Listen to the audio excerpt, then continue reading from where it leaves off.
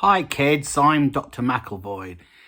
It's not my real name, obviously. It's a sort of it's a stupid sort of name I've given myself for the internets. I mean, we've all got to have one, haven't we? We can't just be called what we're called.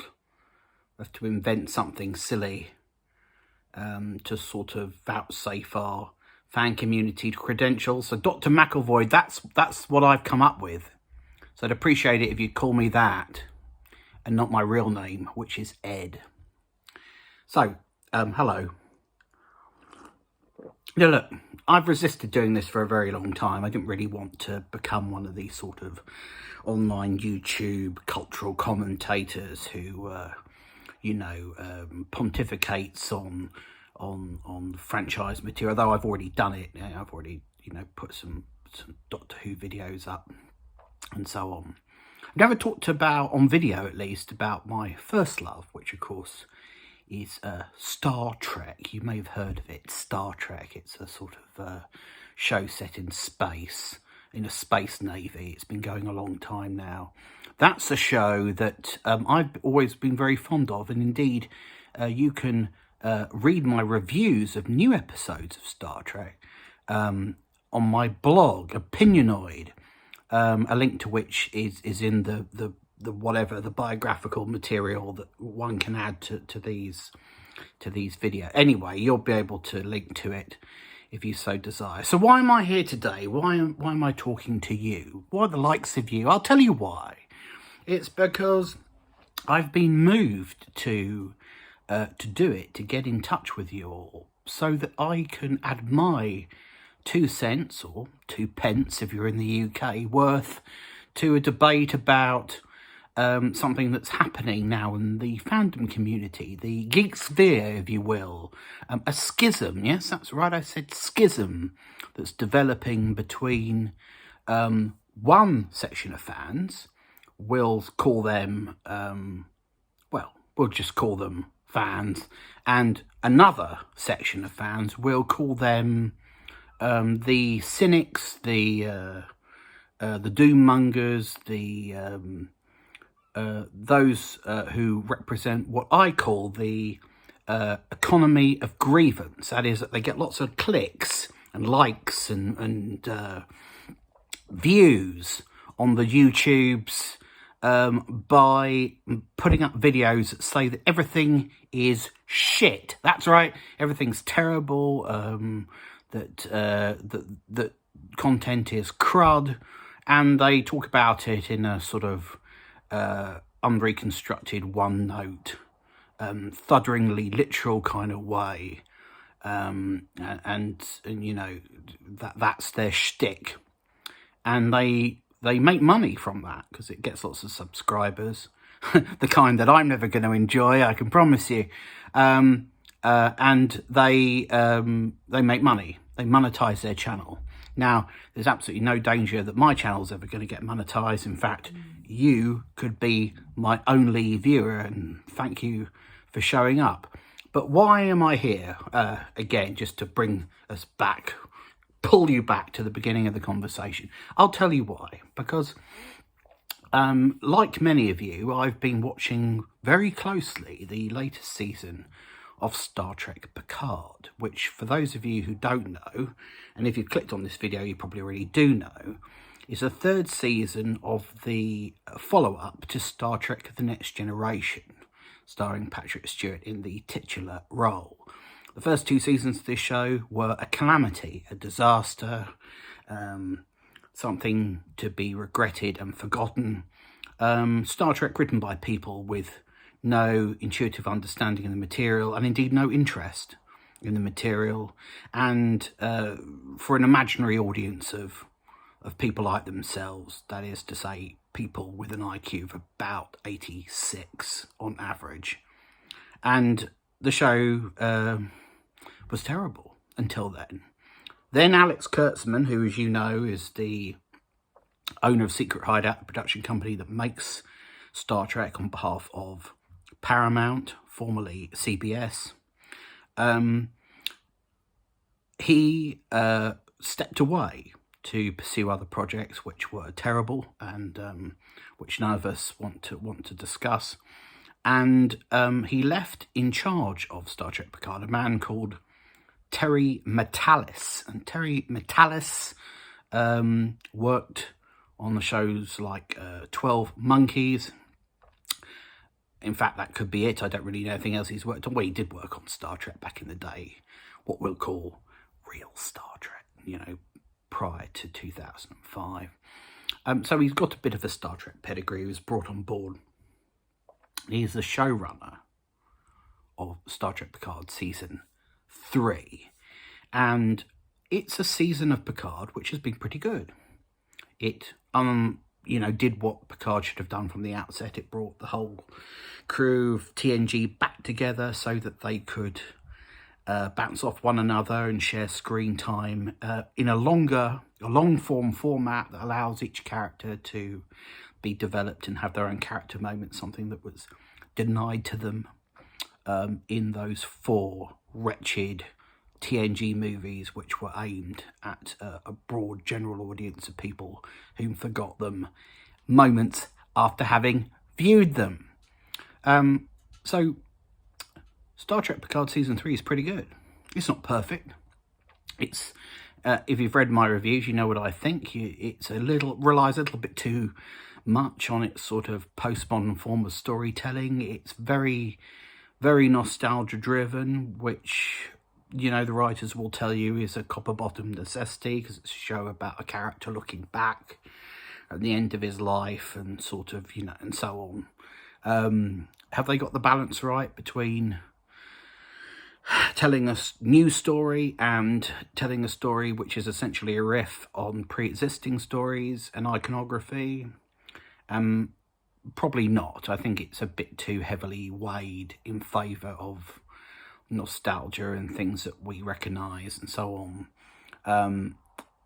But as a self-contained walk down memory lane, a story that's designed to celebrate the next generation and its legacy, keyword that, legacy, which we'll come back to, it's fine. And even though it's in part soiled by its association with the new Trek that's come before it, i.e. it's quite grimdark, it's quite sweary, it's a little on the cynical side, it's quite violent. It's nevertheless got enough of TNG's DNA, maybe 90% of TNG's DNA, in order to be construed as a worthwhile and enjoyable sequel series to TNG. I don't love it. It's not, you know, the sequel I might have wanted to see necessarily, but nor is it terrible. It's pretty good, right? Pretty good. And after seasons 1 and 2 of Picard, if you'd said to me, Ed, would you settle for pretty good? I would have ripped your hand off. Thank you very much. I'll take it. Okay, so that's fine. But we can't get away from the fact that behind Terry Matalas, the man that I mentioned, who's blocked me on Twitter, incidentally, for no reason that I can see. But anyway, that's not relevant. Wounded pride. I'm over it. Anyway, so Terry Matalas. Behind him is still Alex Kurtzman. Alex Kurtzman, who owns Secret Hideout, Secret Hideout being the production company that makes Star Trek. Now, Alex Kurtzman's deal to make Star Trek was due to end very soon. And those of us who hate Alex Kurtzman and think that he's a talentless hack and that everything he touches turns to shit and that he is somebody who takes other people's IP and desecrates it, had hoped that the end of his contract would mean the end of him as Star Trek's Ubermensch. That all of the shows that he's commissioned, brain-dead shows like Star Trek Discovery, Star Trek Lower Decks, etc. Even Star Trek Strange New Worlds, which is, again, okay, but has got lots of problems, not least the massive break that it represents with TOS continuity. those shows would end and somebody else, with Paramount having regained full control over the franchise, would take over and do good work and continue Star Trek in a forward-looking way, not in a way that the franchise ate itself, but in a way that would allow the franchise to continue to the good, and would make a break with the past as TNG made a break with TOS and so on. Okay, that had to be the hope. That's what we wanted. But it looks like that's all been kibosh, because if the online rumours are true, and I don't usually take the online rumours very seriously because the sources that these online channels consult usually amount to being themselves, but let's assume for a moment that they do actually have connections with Hollywood insiders or people within the production, and they have correctly discovered something. Let's say that's true. If that's true, then it looks like that Alex Kurtzman's deal has been renewed for another 7 years. And the timing of that renewal is not coincidental, because if it's true, it's a renewal based on the critical acclaim and hype and excitement that has been generated by this third season of Star Trek Picard. If you're only as good as your last show, and your last show is really good and really popular with the fans, well, then you've got a very good case going to the higher-ups and saying, I'm the right man to steer Star Trek further into the future, or if you're Alex Kurtzman, pulling it back into the past.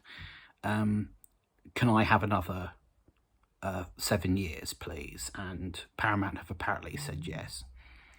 And there are cynical people out there, of which I'm afraid I'm probably one, who say it's just possible that what Alex Kurtzman has done here has allowed this season of Picard Season 3 to be produced without any interference from him, because he has enough presence of mind to know that he is a talentless hack, that Metalis knows what the fans want to see, and Metalis has shamelessly given it to them in order essentially to give the brand a temporary boost and to essentially vouchsafe Kurtzman's credentials as Star Trek's Ubermensch. Now, I'm not sure I believe there is a conspiratorial air about this. It does rank of being a conspiracy theory.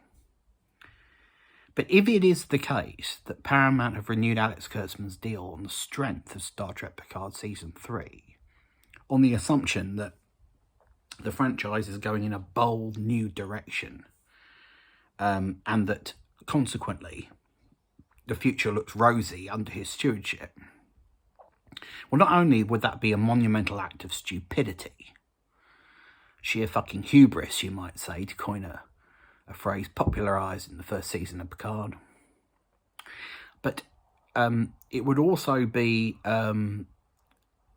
indicative of a sort of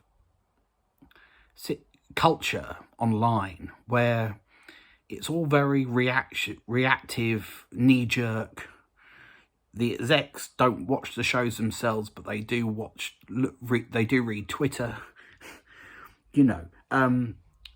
There's no quality control there. It's just a feeding on fan reaction, and fan reaction is fickle, But if Picard Season 3 has led to this deal being extended by 7 years, all Star Trek fans, in my view, have paid an extremely high price for 10 good episodes of Star Trek, because it's likely that the renewal of this deal will mean that many, many more episodes of Star Trek, hundreds more episodes of Star Trek will be produced, which are terrible. And we may all have to decide as fans if those 10 episodes of Star Trek Picard were worth it. Because they're good. But would we rather Star Trek have been free or not? And Star Trek is not free, kids. It's under the control of some very, very stupid people. So anyway, this is all contextual, if you like. I'm laying pipe, as Hugh Grant said in The Gentleman. Why? Because I'm trying to give you the background so you can understand where this schism lies in fandom. So on the one hand, you've got people who say support Star Trek Picard Season 3 and its creators, Terry Matalas, etc., because they've done the Lord's work. They've done what we've always wanted. They've produced Star Trek the way we want it. Star Trek that kind of looks backwards, but at the same time tries to develop legacy characters. It's the Cobra Kai model, if you like. And in fact, it's so close to the Cobra Kai model that they're now considering a spin-off called Star Trek Legacy, which would involve essentially the kids of the TNG characters continuing on their own adventure with presumably the TNG cast occasionally popping up to say hello, Although, gee, hi, Geordie. Thanks for visiting. Sorry you couldn't stick around. Or something. Anyway, that's how I imagine it to be. But think Cobra Kai in space. That's essentially what Star Trek Legacy would be. They say it wouldn't be a show steeped in nostalgia. It would chart its own course. But in my view, the whole concept is sort of the literalization of what Gene Roddenberry tried to do with TNG, which is to make a break with the past by giving us a whole new generation of characters. He didn't literally consider making it a show about the next generation. Nobody said to Gene Roddenberry, hey, you know what would be a good idea, Gene? What if we had Spock's daughter and Kirk's son on a starship together? Because rightly, Roddenberry would have said, that's stupid.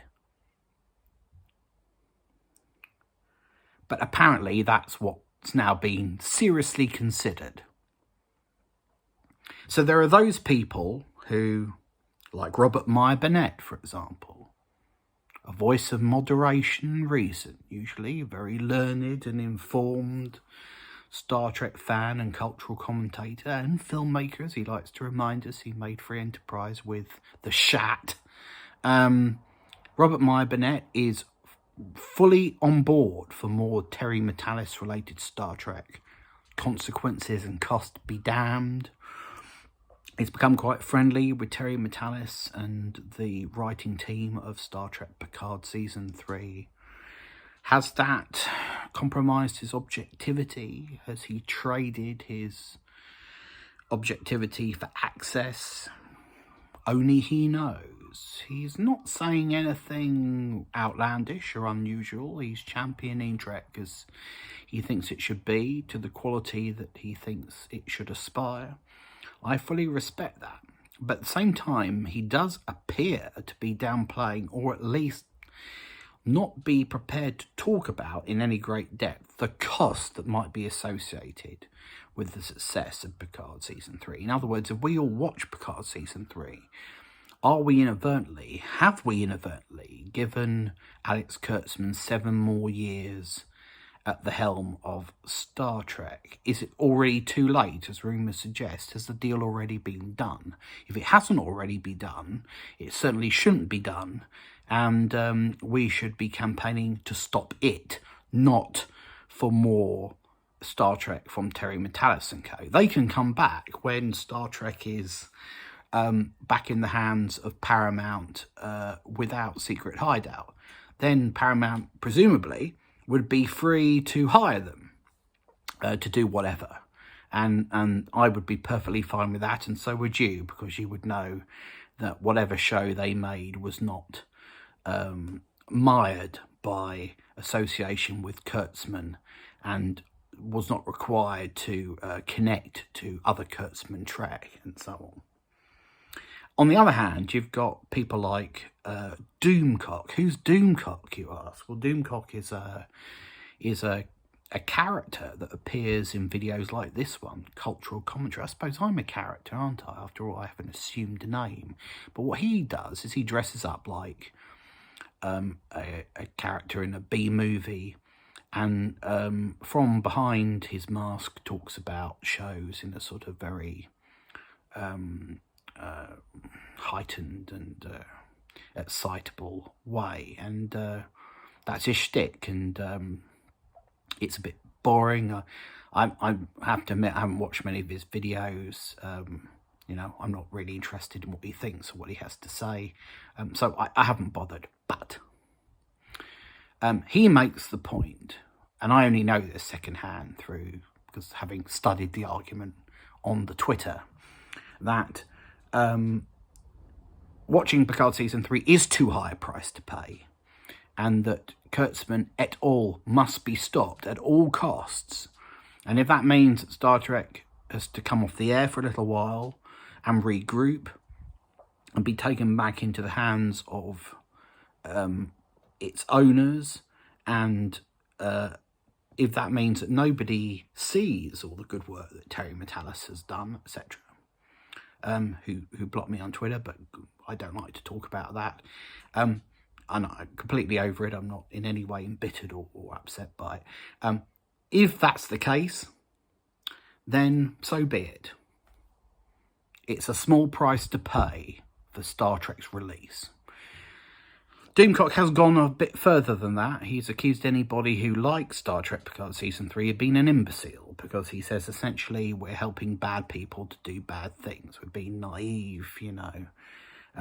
It's kind of like somebody coming on and saying, don't pay your taxes, you're only supporting the government.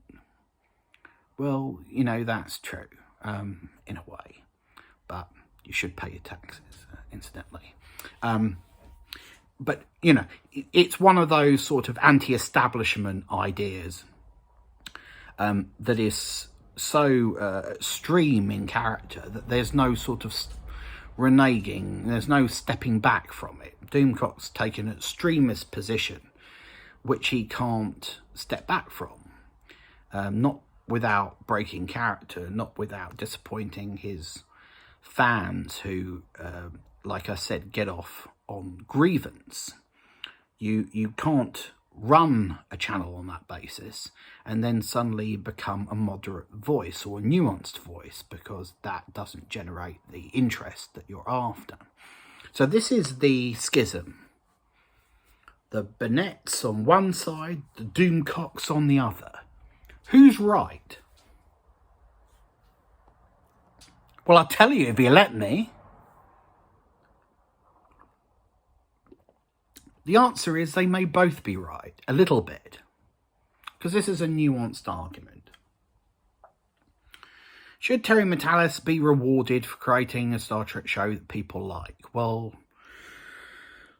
based on any conventional yardstick, yes. If he'd created this show on network television, he would surely be rewarded with some kind of control over the franchise. He surely would have been given license to produce and write more Star Trek. It would be a little weird if he and his writing team, having made a good season of Star Trek and having demonstrated that they understand Star Trek, although there are problems with it, as we've discussed, not perfect, but okay. Rick Berman's Star Trek wasn't perfect either. Look at the shit that he did once Gene Roddenberry had died, but we're not here to talk about that. But, but it's difficult to feel good about Matalas carrying on under the secret hideout deal if it means 7 more years of Alex Kurtzman at the helm, if it means that the spin-off we're going to get from Picard Season 3 is not something new, but Cobra Kai in space. And I'm not saying that Cobra Kai in space won't be fun. But look, The Karate Kid is a very small franchise. It's 4 movies or whatever prior to Cobra Kai. It's a tiny little universe with an emphasis on, you know, like 3 characters. It's easy to expand Cobra Kai and expand that universe and you know, develop those one-dimensional characters from the movies while creating something a little more substantial, a little more expansive. you're starting out from a place where there's very little material. But Star Trek's not like that. It's a vast, interconnected universe, very rich, very well established. And in the past, it's been expanded by creating wholly new sets of characters in new situations, sometimes in new time periods, in order to expand the mythology and take the ideals forward, the values of Star Trek forward into a new sphere, into a new space, if you will, where new stories can be told. And I'm not saying that Star Trek Legacy couldn't do that. Maybe it can do that.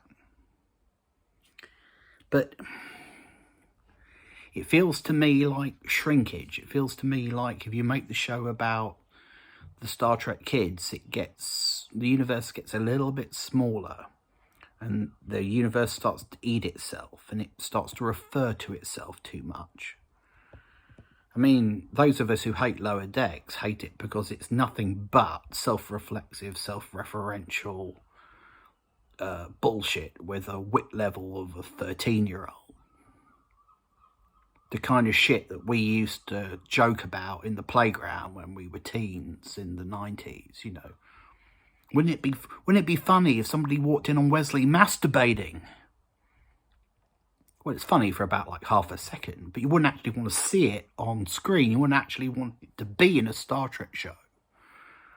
Trek, by the way, works at its best when the material talks up to the audience, when it's something that someone who is 7, 17 or 47 can get something out of. And that's not been Star Trek in its current incarnation. I'd be ashamed and embarrassed to show my kids some of New Trek, if indeed I had any kids. So, no legitimate ones anyway. So, Burnett's right in a way that we should be celebrating what Metalis has done. But the problem is, if there's too much celebration, then the beneficiaries are people like Alex Kurtzman. And Alex Kurtzman does not deserve to benefit from anyone else's work. And he certainly does not deserve to be in charge of this franchise for one more minute. He is hopeless. And he must be stopped at all costs. In that respect, Doomcock has got something right. Doomcock's argument is not nuanced, but I can completely understand how he has reached this absolutist, extremist position of saying, no truck with these arseholes. They must not be dignified any further. They must not be helped to remain in a position of power. And I'm a bit depressed that, unfortunately, this schism, if you like, has degenerated into a very sort of personal argument between the two men. I say men. We don't know what's behind Doomcock's mask. He could be anything. But, you know, it seems to me that there needs to be a bit more of a positive debate about it, and fandom needs to understand the consequences of it being given exactly what it wants at this particular time.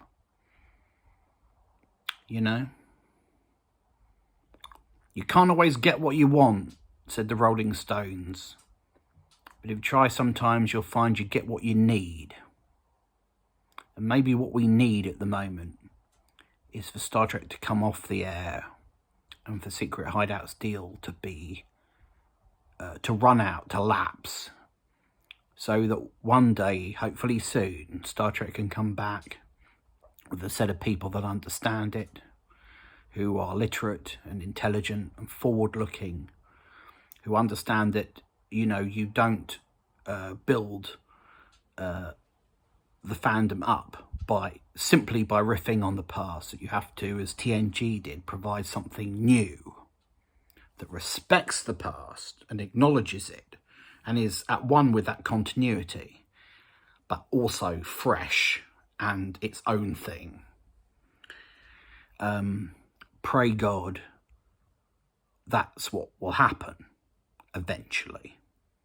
But I wanted to post this response to the debate between Burnett and Doomcock, and if any of them want to talk to me, I'm out. But no, not really. I mean, I'd happily debate anybody on this subject if anyone wants to do it.